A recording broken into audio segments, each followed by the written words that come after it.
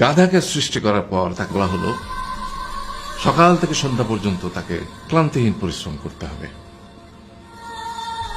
সারা জীবন তাকে পিঠে ভারী বোঝা বইতে হবে, খেতে পাবে শুধু ঘাস, আর তার মাথায় কোনো বুদ্ধি থাকবে না।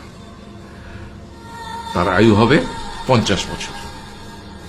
গাধা করজোড়ে সৃষ্টিকর্তাকে বলল, আমি এত বছর বাঁচতে চাই না, আমাকে 20 বছর আয়ু দেওয়া হোক। সৃষ্টিকর্তা সেটাই মঞ্জুর করলেন। কুকুরকে যখন সৃষ্টি করা হলো তখন তাকে বলা হলো যে সে হবে মানুষের সবচেয়ে বড় বন্ধু, কিন্তু সে খাবে মানুষের উচ্ছিষ্ট, এবং তার আয়ু হবে 30 বছর। কুকুর সৃষ্টিকর্তাকে বলল, আমি এত বছর বাঁচতে চাই না, আমাকে 15 বছর আয়ু দেওয়া হোক। সেটাই মঞ্জুর করা হলো। এরপর বানরকে বলা হলো, তুমি শুধু গাছের এ ডাল থেকে ও ডালে ঝুল খাবে এবং নানান রকম ফন্দি ফিকির করে মানুষকে আনন্দ দিবে, তোমার আয়ু হবে 20 বছর। মানুষ বলল, আমি 20 বছর বাঁচতে চাই না, আমাকে 10 বছর দেওয়া হোক। সেটাই মঞ্জুর করা হলো। এবার এলো পুরুষ মানুষের পালা। তাকে বলা হলো যে তুমি হলে প্রাণীকুলের মধ্যে সবচেয়ে বিচক্ষণ এবং বুদ্ধিমান, সেই জন্য তোমাকে প্রাণীদের শিরোমণি করা হলো এবং তোমার আয়ু হবে 20 বছর।